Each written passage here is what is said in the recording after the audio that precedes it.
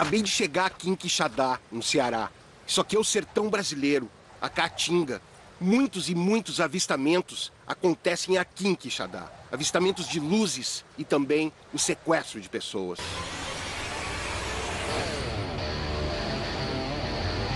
Meu nome é Fred Morte, terráqueo, brasileiro e mochileiro ufológico. Eu e minha equipe vamos em busca de diferentes fenômenos extraterrestres.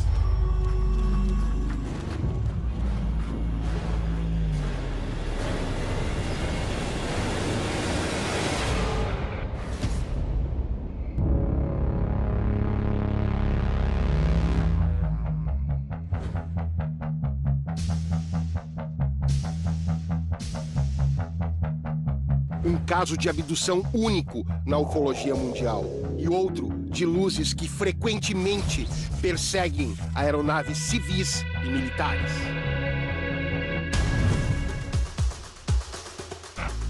Uma cidade onde boa parte dos seus moradores acredita ter sido abduzida e estar sendo monitorada por extraterrestres.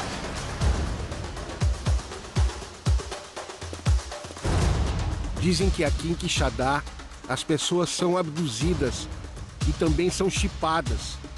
Será que isso é verdade?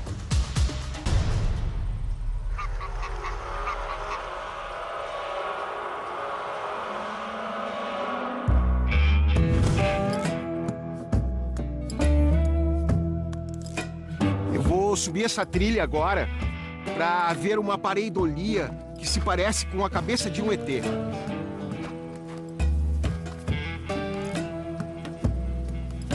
Eu distendi um pouco a panturrilha da perna aqui.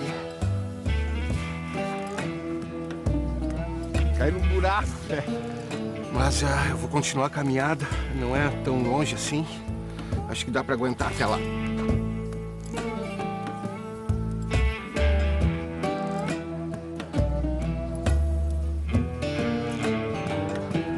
É ou não é uma cabeça de um Grey? E é também nesse lugar aqui que o Grupo Ufológico de Quixadá costuma fazer suas vigílias e registrar inúmeros avistamentos sob o comando de Robson Alencar, o famoso Bob Peças.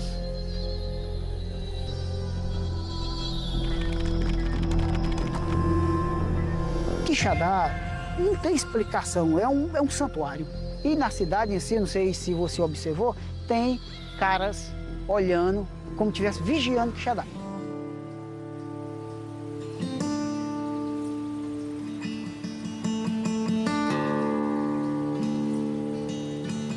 Se você observar do alto, você vai ver que Quixadá é como se fosse dentro de vamos dizer assim, um vulcão.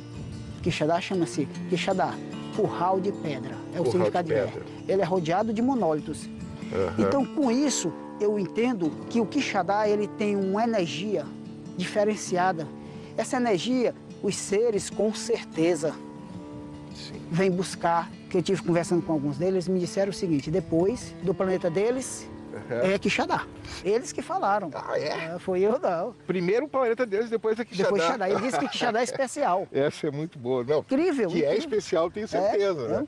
Eu só estou dizendo o que me passam, né?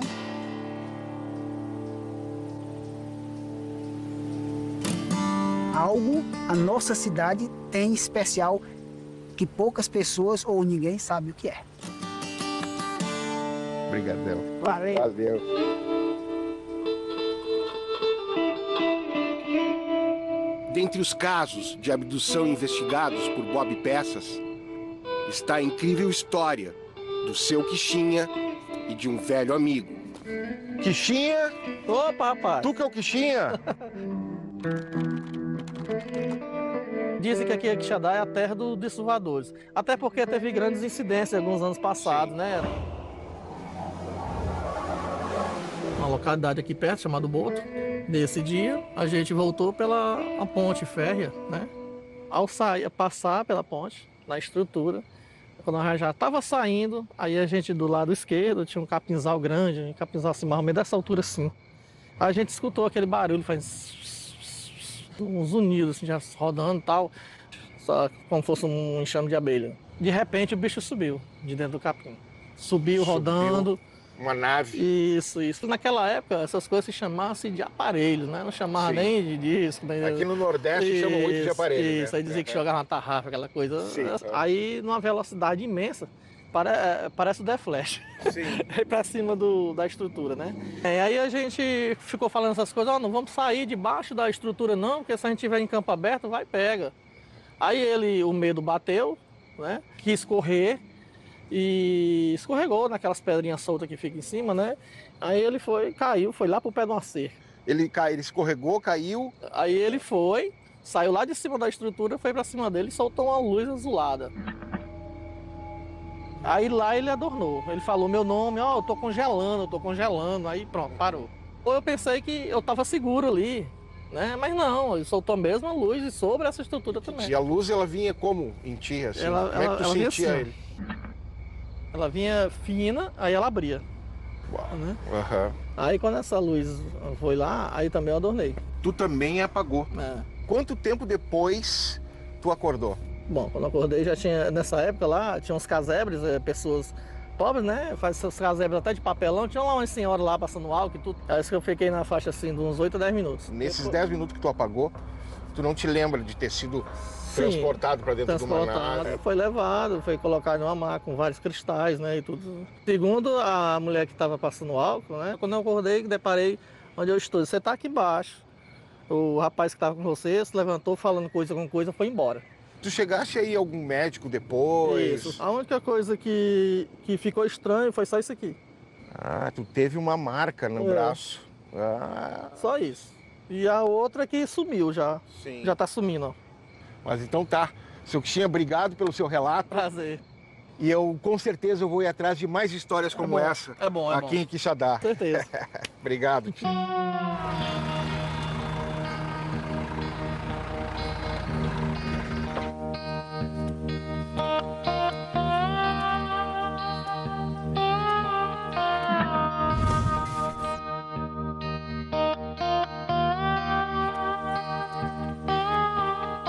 A grande escritora Raquel de Queiroz, nascida em Fortaleza, também foi testemunha do avistamento de luzes nos céus da cidade. Momento que resolveu imortalizar numa crônica para a revista Cruzeiro.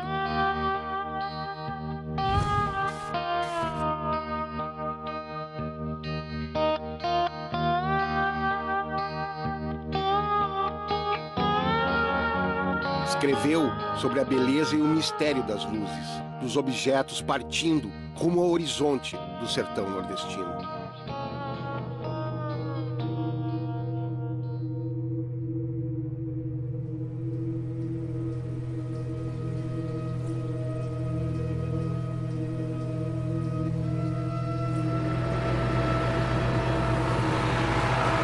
Resolvi ir atrás das luzes descritas pela escritora Raquel de Queiroz, num dos lugares mais isolados, quentes e secos do país.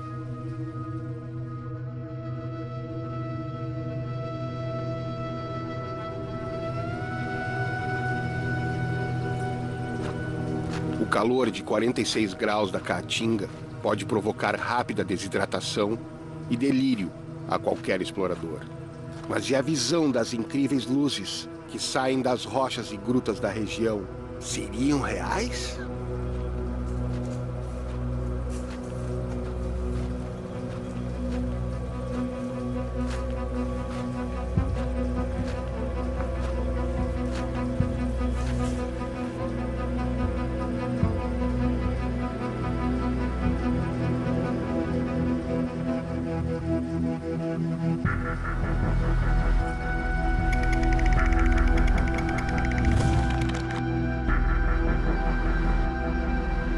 Eu estava fazendo umas medições com o Geiger embaixo de um monólito e registrei uma pequena presença de radiação que não é exatamente perigosa. Talvez seja uma radiação natural por essas pedras estarem perto de alguma jazida de urânio ou então terem sido expostas a raios e luzes extraterrestres.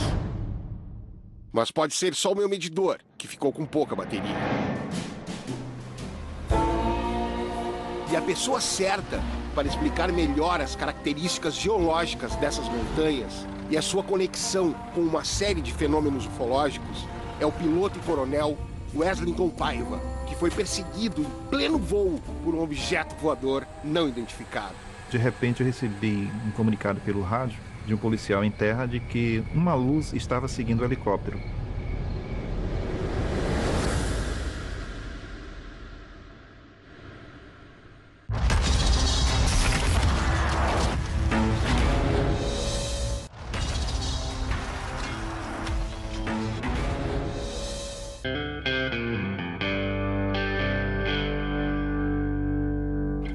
E aí, coronel?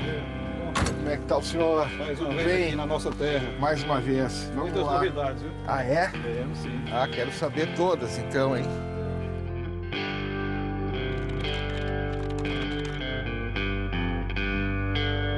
Coronel, eu tive fazendo algumas pesquisas com o contador Geiger e notei uma pequena alteração junto aos monólitos. Existe alguma explicação para isso?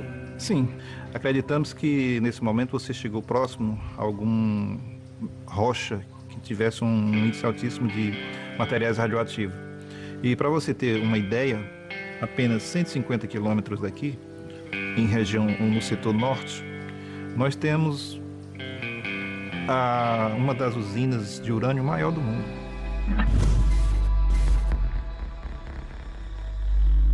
Eu estava lendo que a Raquel de Queiroz, há muitos anos, ela teve um avistamento que ela descreveu, né? Sim. E ela fala que ele sumiu como se fosse um computador elétrico, né? Eu acho que, tipo, apertou e... né? E era a mesma nave que opera até hoje. Olha O modelo. Então, os modelos de naves que operam aqui são as mesmas, são circulares, né? Quando é à noite, ela fica em bola de luz, e durante o dia são circulares, mas também ela tem um prato em volta, né? Aqueles formatos de charuto não aparecem muito aqui, ou também aparecem? Raro, raríssimo. É raro. Nessa região são raros. Um pouco da ufologia, ela relaciona as naves charuto aos seres reptilianos, né? Vamos usar lógica. Cada ser é uma raça diferente. Existem variadas raças. Se eles vêm de planetas diferentes, ele tem uma tecnologia própria.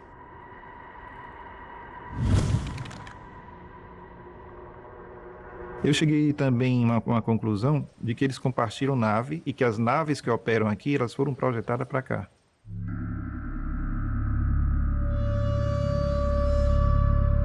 Existem missões do corpo humano, existem missões geológicas, missões atmosféricas e até missões de apresentação.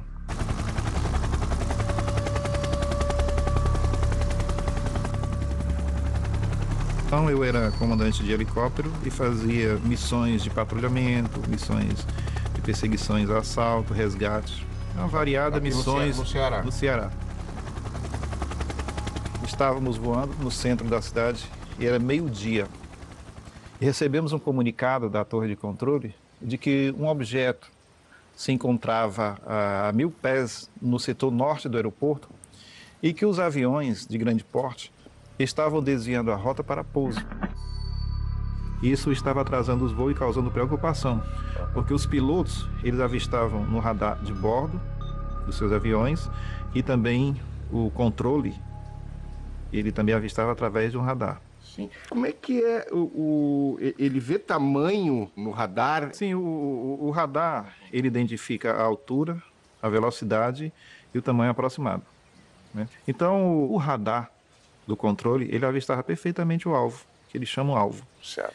E nesse momento, fomos até o local. Não avistamos nada. Informamos a torre que não estávamos vendo nada. E à medida que recebíamos a orientação para aproximar do alvo, ele mudava de posição.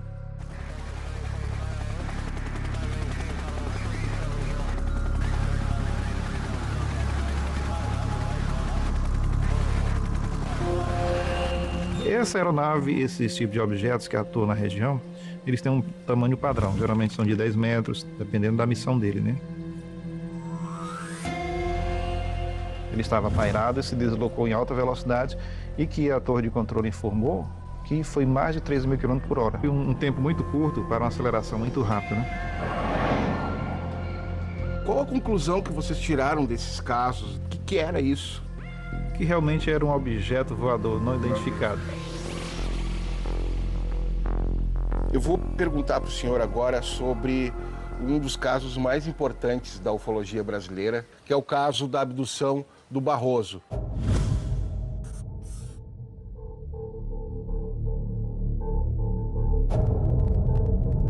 Em abril de 1976, o conhecido agricultor e comerciante Luiz Barroso Fernandes protagonizou um dos mais incríveis casos de abdução da ufologia mundial, marcado por estranha regressão mental e o rejuvenescimento da pele em todo o corpo.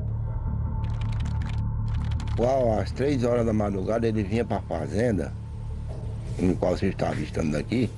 Fazenda lá. Aí ele teve uma tragédia no meio do caminho, no local chamado Santa Fé. Seu Barroso, como era de costume, por volta das 4 horas da manhã, ele tinha o hábito de ir para a sua fazenda.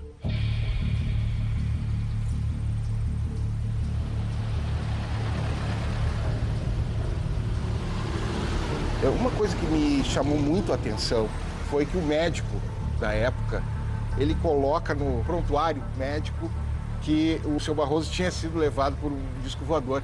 Que isso é inédito na medicina brasileira, um médico fazer essa colocação, porque realmente foi muito diferente de tudo que ele tinha visto já. E o seu Barroso foi enviado para Fortaleza para fazer outros exames, né? Meu pai foi um médico aqui em Quixadá por 47 anos e me contou de um paciente que ele atendeu supostamente abduzido por um extraterrestre. A 3 quilômetros da cidade, ele em sua charrete, né, ele escuta aquele barulho como se fosse enxame de abelha. E de repente uma nave passa por sobre ele e logo à frente ela pousa. Em seguida descem 2 seres, de roupas brancas, de estatura pequena, 1,10 m, 1,20 m, com alguma coisa na mão. E ele joga um raio no rosto do seu Barroso. Isso ele fica desacordado. Então o encontraram já caído, o dia amanheceu já, e a sua charrete lá do lado. E em seguida passa no local um vaqueiro que conheceu o seu Barroso. O vaqueiro pega o seu Barroso, presta ali os primeiros socorros, né? Pergunta se ele está bem, coloca novamente na charrete e em seguida ele vai continuando a sua viagem até a fazenda. E ele chegou desacordado na casa dele. Ele ficou uma pessoa paralisada. Então os familiares prestaram também os primeiros socorros a ele e ele volta a si. Ele narrou que viu uma luz, daí para frente não viu mais nada e tal. E cada dia que passava, ia se complicando mais o caso, até que ele deixou de falar. E quanto tempo depois de ele ter sido afetado por essa luz, ele começou a perder a memória? Foi muito rápido? Rápido, questão de poucos meses. Ficou perdido, logo aí fui perdendo a mente, lentamente foi perdendo a mente. E não andava mais, só deitado, só dizia uma palavra, que era mamãe. Ele ficou com a mente de criança. Logo levamos para os médicos. Aí os médicos no qual constou que nós levássemos para o psiquiatra de Fortaleza. Vieram vários especialistas, ele foi para Fortaleza e procurando psiquiatra e... Apesar de ele ter vindo a falecer 17 anos depois, mas logo nos primeiros meses ele começou a mostrar sintomas que estava vendo um caso de regressão, de dano cerebral, né? Nesse período de 6 meses, ele que era um homem novo, forte, moreno, e logo ele ficou sem falar e a pele branca e os cabelos brancos. Mais de 10 anos que já estava prostrado, ele já voltou normal com a pele de criança. Normal, pele de criança, não tinha uma mancha, não tinha nada, pele limpa.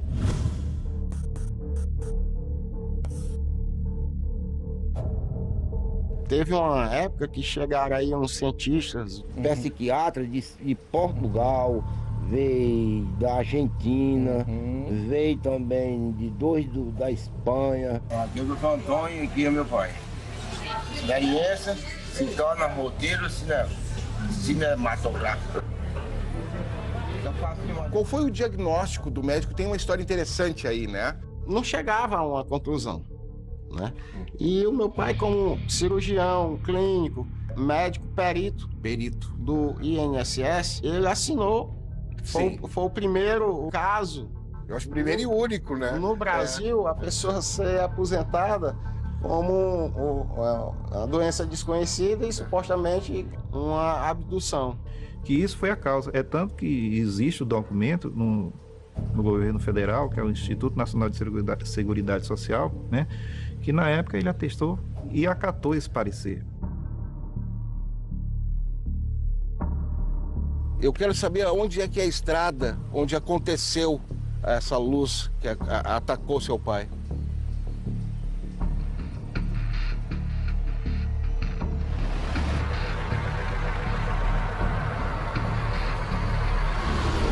Eu acredito que aqui é o exato ponto onde o senhor Luiz Barroso foi abduzido. Ele conduzia sua charrete, como fazia todos os dias indo para Quixadá, e um disco voador desceu na frente dele.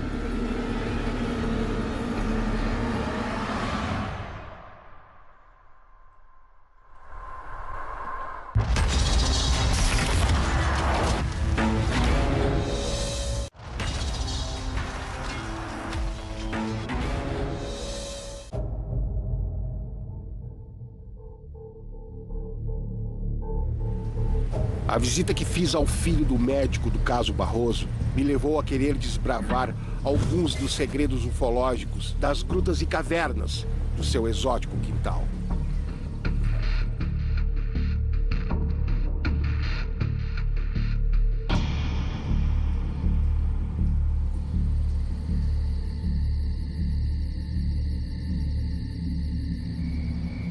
Coronel, como é que é o nome desse local aqui que o senhor faz as vigílias? Nós estamos em pleno sertão central, em Quixadá, na Serra do Santuário, né? Sim. A 600 metros de altura, que é um lugar muito bom para se fazer vigília, né? Vamos começar essa vigília? Vamos. Aqui, ó. Aproveitar essa lua bonita. E essa lua tá demais, né? E a umidade do ar tá grande, que está formando um halo em volta do halo, né? Existem vários casos de abdução aqui em Quixadá. E me conta uma história de um dos casos que tu pesquisou, que eu sei que tu pesquisou vários, né? Um caso ali no Sangrador, os dois estavam na mesa, apagaram no nada. Mas o índice de abduções, muito alto, o índice de avistamento também. Dizem que aqui em Quixadá é a terra dos voadores. Tem algo aqui em Quixadá que com certeza atrai.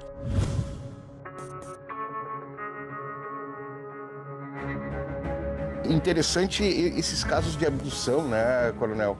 Porque não é uma coisa normal que está acontecendo e são vários casos aqui na cidade, né? Simplesmente foram abduzidos 1h30 da tarde. Às vezes as pessoas, elas não querem relatar em virtude de terem vergonha de contar os seus casos. Eu conheço 60% dos abduzidos daqui que não tem coragem de chegar e falar. Eu tomei conhecimento, né? Sim. Que uma dessas pedras, ela é o local onde a casa dos discos voadores, né?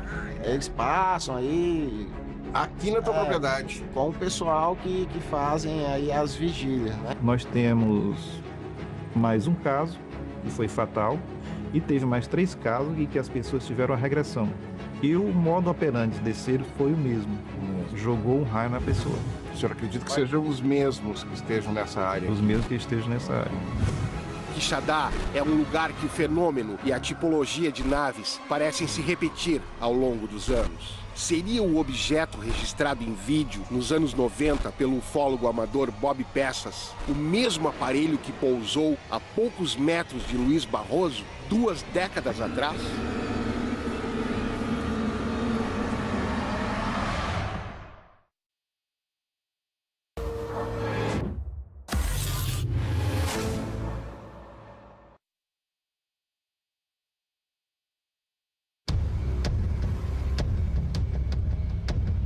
Determinadas buscas ufológicas nos apresentam diferentes caminhos que nos levam ao mesmo lugar, totalmente estranho e desconhecido.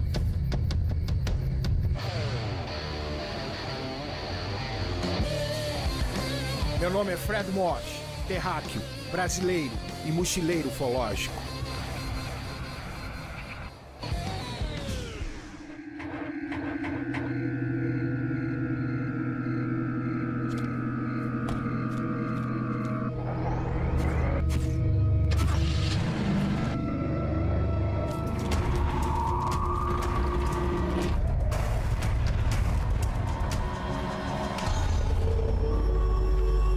Eu e minha equipe vamos colocar o pé na estrada em busca de diferentes fenômenos extraterrestres.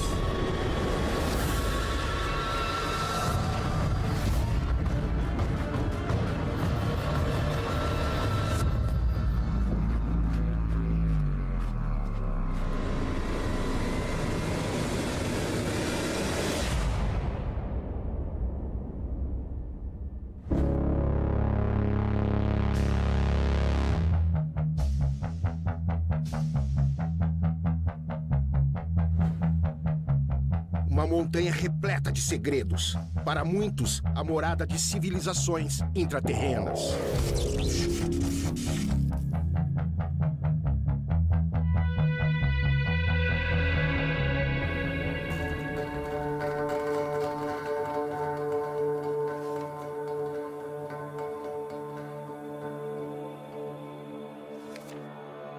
Eu vim aqui para São Tomé para pesquisar a história da cidade, procurando alguma inscrição rupestre. Eu não vim para cá para pesquisar disco voador. Não tinha noção de disco voador. Eu comecei a ver luzes, muita luz no céu.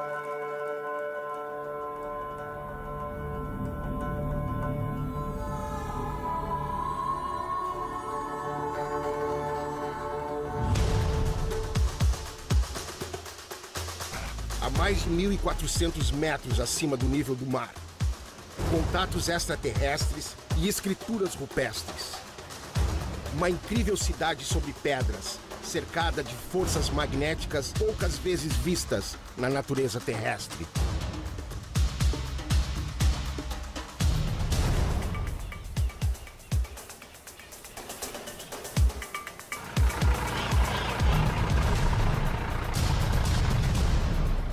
São Tomé das Letras fica no topo de uma montanha no estado de Minas Gerais. Essa cidade tem um magnetismo incomum, único, por causa de uma pedra chamada Pedra São Tomé, que tem 95% de quartzo na sua composição. Seria o quartzito o combustível alienígena que várias naves extraterrestres insistem em buscar na cidade de São Tomé?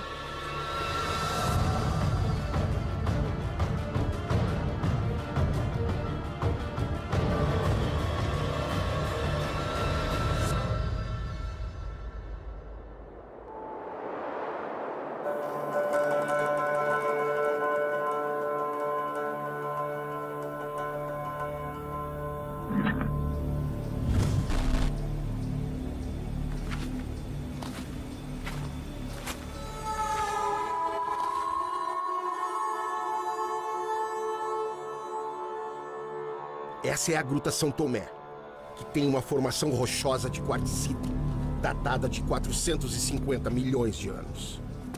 Historiadores acreditam que ela foi descoberta no século XVIII pelo padre jesuíta José Mascarenhas. A mesma pessoa que teria encontrado dezenas de inscrições rupestres em outros lugares da região, como a Pedra do Disco e a Toca do Leão. Essa é a gruta que deu origem à cidade, e que muitos moradores antigos dizem ter sido frequentada pelos índios cataguases e seres extraterrestres.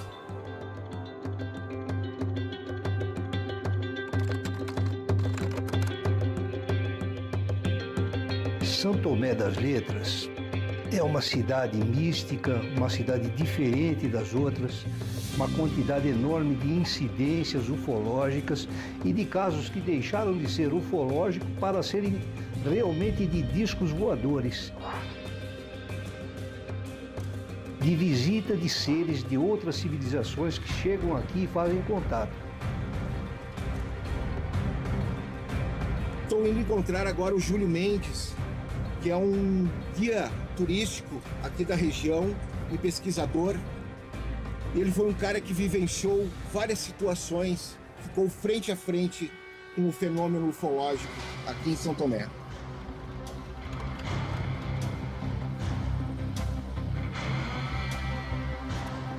Marquei de me encontrar com o Júlio no exato local que ele foi abduzido. Mas tomara que eu não seja abduzido antes de chegar lá. Vamos ver se ele já tá por aqui. Júlio!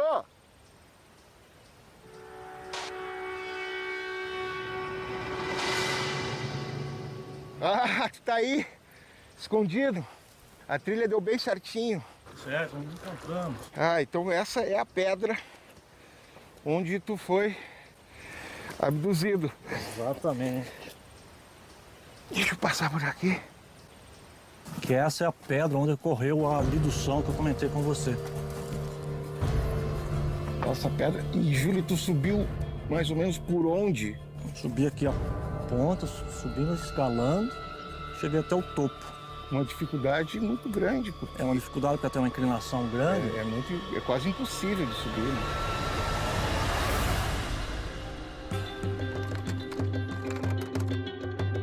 Hoje eu trabalho como guia de turismo, passo informações sobre o místico, esotérico, ufológico, a energia da cidade, porque ela emana uma energia especial.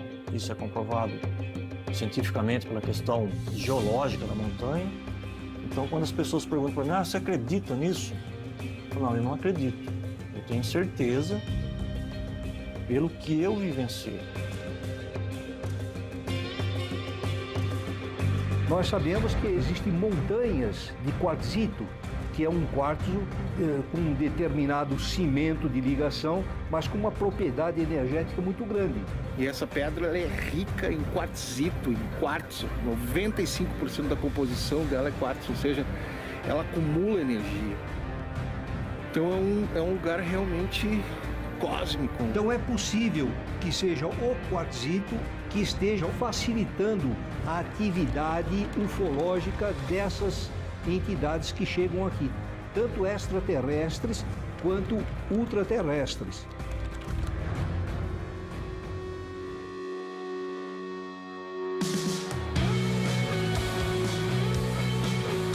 Júlio, então essa aqui é a estrada que nos leva até a ladeira do Amendoim? Exato, Fred. É uns 200 metros a gente chega até ela. Certo. E qual é o mistério que tem lá, hein? É um mistério, difícil de definir. Pode desligar o motor, vamos descer, ver o efeito da ladeira do lado de fora.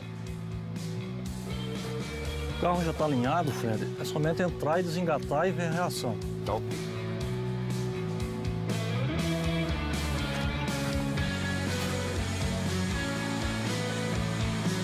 Uma loucura. Tá sendo puxado. Puxado. Ficar aqui perto dele pra... Vai ficar tranquilo que ele vai parar.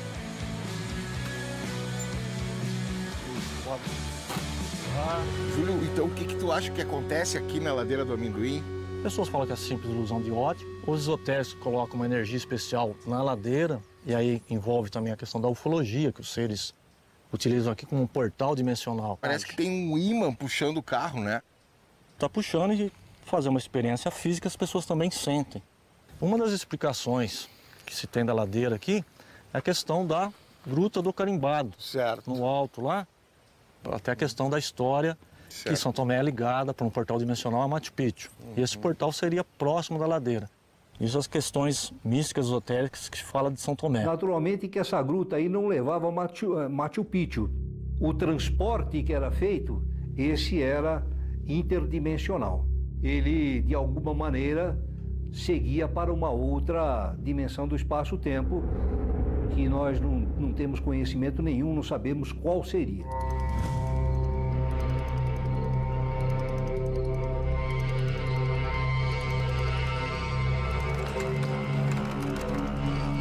Eu vim aqui para São Tomé para pesquisar a história da cidade, os sítios arqueológicos. Eu não vim para cá para pesquisar disco voador. E quando eu cheguei aqui, eu fui lá pro Pico do Gavião.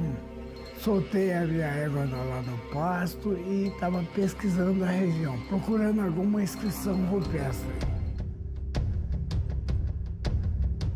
O primitivo desenhou na rocha tipo um disco voador, tipo Adamski.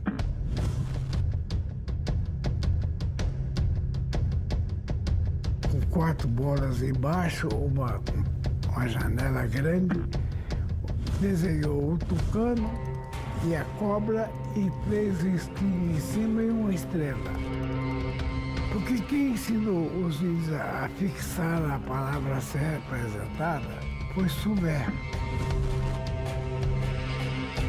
Um personagem que apareceu entre os nossos civícolas ensinando muitas coisas a ele. Então ali ele fixa o seguinte, que ele teria visto aquela coisa no céu identificado por uma estrela. Que aquela coisa voava como tucano e andava no chão como uma cobra. E aqueles 3 risquinhos ao lado, que significa que ele teria... aquilo veio do pai, da mãe e do filho. Foi a trindade pregada por Sumé aos civícolas, né? Chico Taquara é um personagem real, muito parecido com o lendário Sumé. Alguém bastante incompreendido na sua época, que vivia numa caverna, era seguido pelos animais e conversava com eles. Moradores diziam que o Chico Taquara tinha poderes especiais, usados para curar pessoas ou estar em 2 lugares ao mesmo tempo, a chamada bilocação. Esse aqui é o Chico Taquara.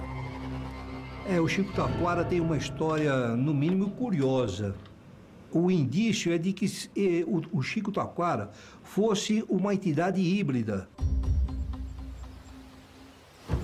Um ser que foi gerado por uma mãe terrestre, esteve num outro mundo, deve ter recebido ali naquele outro mundo alguma educação, alguma propriedade diferente da nossa, quando voltou aqui.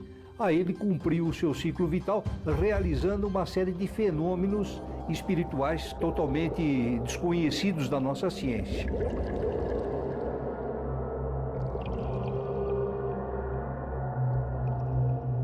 Ele tinha uma capacidade de se transportar e de realizar curas e direcionou isso em benefício das pessoas.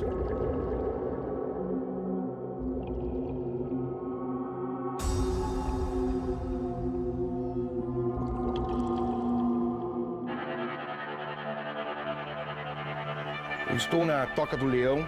Nesse mesmo lugar, o seu Tatá acampou e conheceu um personagem chamado Aquiel, que levou ele para outra dimensão.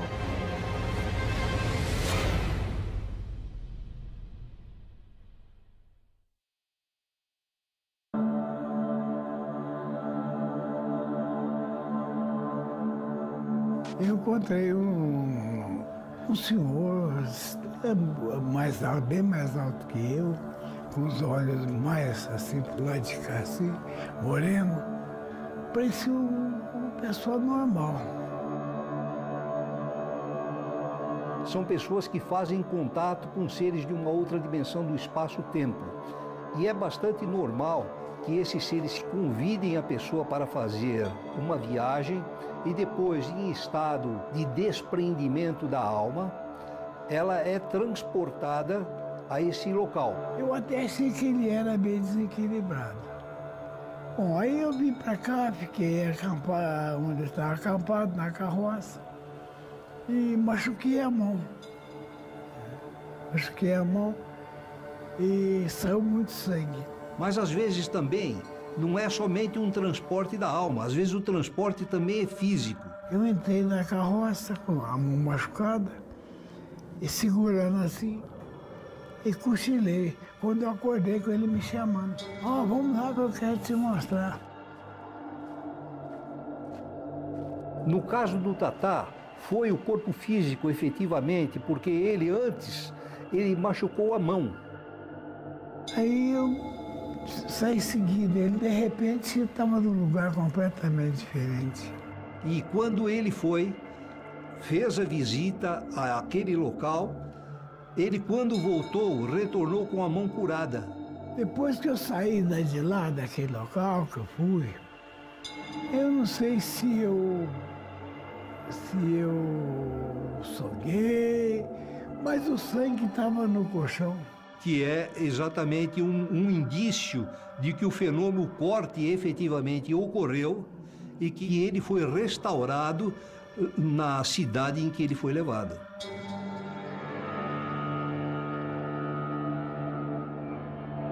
Eu passei a noite no cruzeiro. Não foi uma intenção de fazer vigília, era passar a noite lá. Eu tinha visualizado somente uma luz, achei estranho uma luz pela intensidade. E uma luz assim, tipo uma esfera vindo? Sim, parecia era uma luz compacta, ela não tinha uma emissão.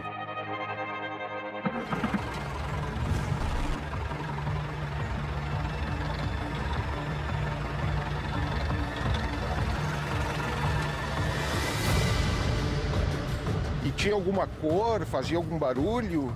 Quando eu visualizei na mata lá embaixo, era uma luz branca e não tinha barulho nenhum. Somente a hora que ela chegou próximo da bruxa, que ela tomou forma, a forma de um disco, e ela começou a emitir um barulho.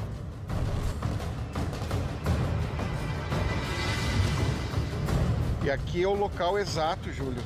Sim, é desse local que foi avistei ali na Pedra da Bruxa. É, exatamente ali. Ali.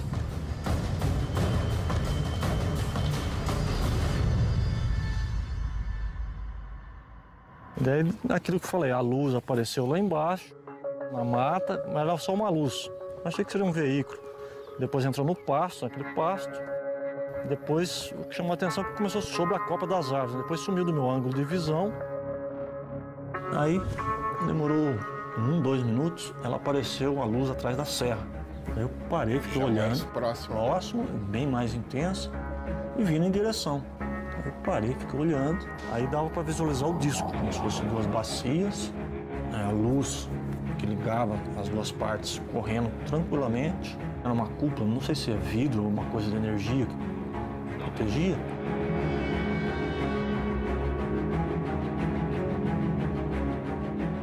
Fred, na ufologia científica, o comum é nós observarmos a nave. Então, nós observamos a nave e depois da nave existe um contato e, mesmo quando a pessoa é convidada, não é abduzida, ela vê a nave antes e a criatura, o alienígena que faz esse convite. A Toca do Leão, lugar onde seu tatá acampou há 40 anos, assim que chegou a São Tomé, sendo convidado por uma estranha entidade a visitar outra dimensão. Fica apenas a poucos metros da pedra em que o guia Júlio Mendes teve uma segunda experiência ufológica, a da própria abdução. Quando eu fui até a Toca do Leão, eu sabia que o pensamento dele, porque falava dentro da mente, é uma coisa estranha. Falou assim, ó, sobe na pedra. Só que eu estava ao lado de uma pedra que não tem condições. Íngreme, difícil subir. Eu pensei, imagina eu vou subir, não tem como. Então, sobe na pedra. Então eu vou subir. Só que eu subi facilmente. A pedra é difícil, eu subi facilmente. Na hora que cheguei no alto da pedra, que era toda inclinada, eu fiquei com medo de cair, né? Eu dei uma balançada assim. Quando deu essa balançada, eu já não estava mais na pedra. Eu estava sentado no local, tranquilo, só que não era mais ambiente aberto. Era um local fechado, que eu via as paredes na frente. Parecia papel alumínio, parecia algo diferente. Daí eu só percebi que tinha 2 seres, 2 pessoas do meu lado. Então nós temos antecedentes que mostram que é possível esse tipo de transporte. A pessoa é levada fisicamente a um determinado lugar e ela observa as cenas daquele lugar. É um mundo que não é a Terra. Gente, ó, até arrepia a força dessa luz. Foi registrado um caso muito interessante aqui do Pico do Peão. Aconteceu no dia 8 de janeiro de 2017. Durante o dia, um plasma muito grande. Olha que coisa impressionante. Ele percebeu que no pico do peão tinha uma luz e ele ficou admirado com a luz, pegou o celular e foi filmar a luz.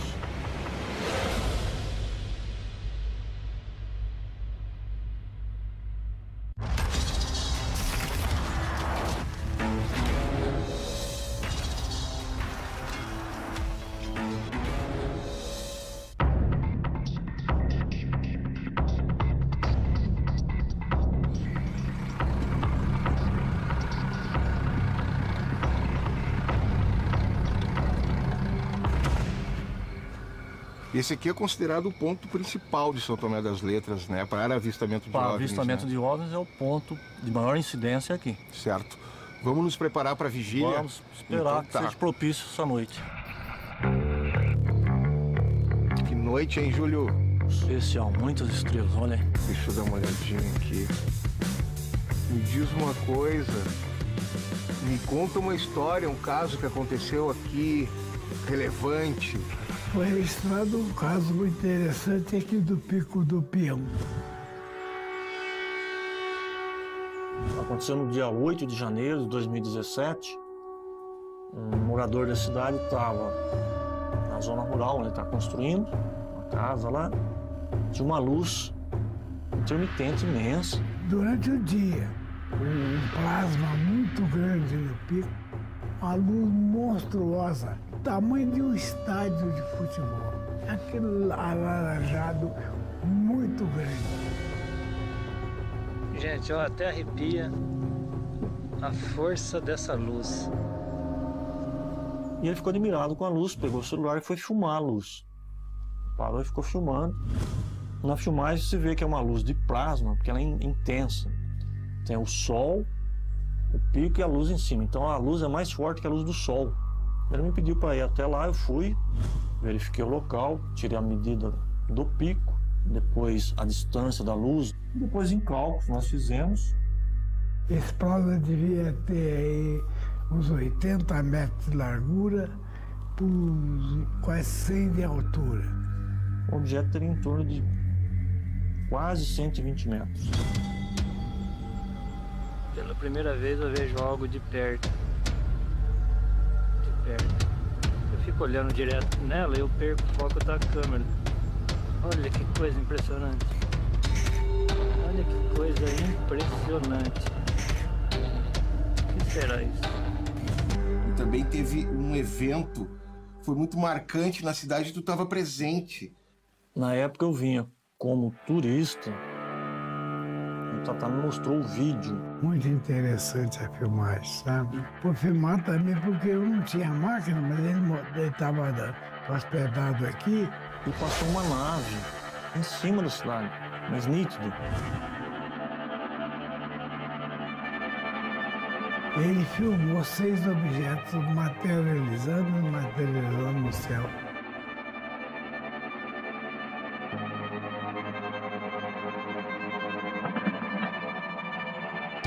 São Tomé das Letras parece mesmo ter vários caminhos a outras dimensões.